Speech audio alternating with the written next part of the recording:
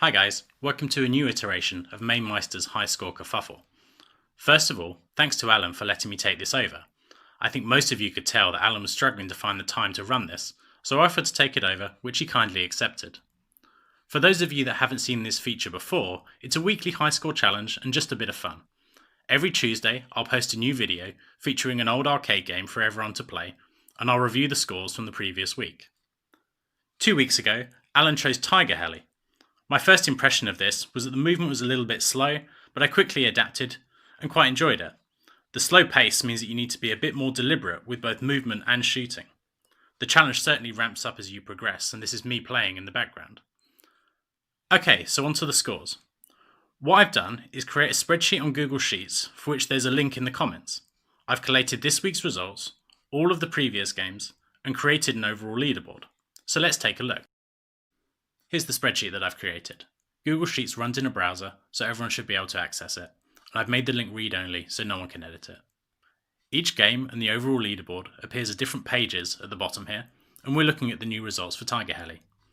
You can see me down in 7th, Alan is 5th, and then the top 3 is comprised of Robert Morrison in 3rd, Steve Drysdale with a last-minute submission yesterday in 2nd, and the winner is Mark Hendricks, so very well done to you, with the only score over 100,000.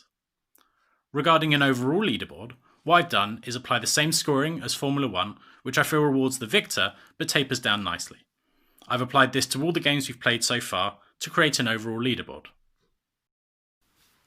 So what we've got is for each person that's entered, there's the number of entries, the number of wins, and then the points for each game ranking, summed up to give an overall score.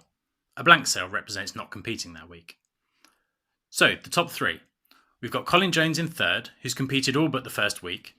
Charlie Farr in 2nd, who despite only competing 3 times, has won every game he's entered. And finally, we've got the current leader, Robert Morrison, who's the only person to have competed every week and has had a particularly strong showing the last 3 weeks. We see this week's winner, Mark Hendricks, down in 9th, but he's only competed twice with a strong showing each time. Now, on to this week's challenge. So this week's game is Popeye, released by Nintendo in 1982, 4 years before I was born. How I discovered this was back in March. I asked my Instagram followers to recommend me some NES games, one of which was Popeye. I enjoyed playing, and a quick Google showed me that it was a port of this arcade game. The arcade game is obviously more difficult than the NES game, but it's pretty playable and the sprite work is excellent. It's not surprising the game's decent though, given the designers were Genya Takeda, the lead developer of the Wii, and Shigeru Miyamoto, a man who needs no introduction. If you don't know who that is, then really what are you doing on this channel? So there you go. For those that want to enter, scores can be posted in the comments here on YouTube, on mine or Alan's copy of the video, in the comments of my associated Instagram post, or on Alan's Mamemeister Facebook post. I hope you enjoy playing some Popeye. If you have multiple versions of the ROM, I believe it's version 1 revision D that's the one to use. With that, I'll be back next week with the scores and a brand new game. Thanks for watching, and I'll see you soon.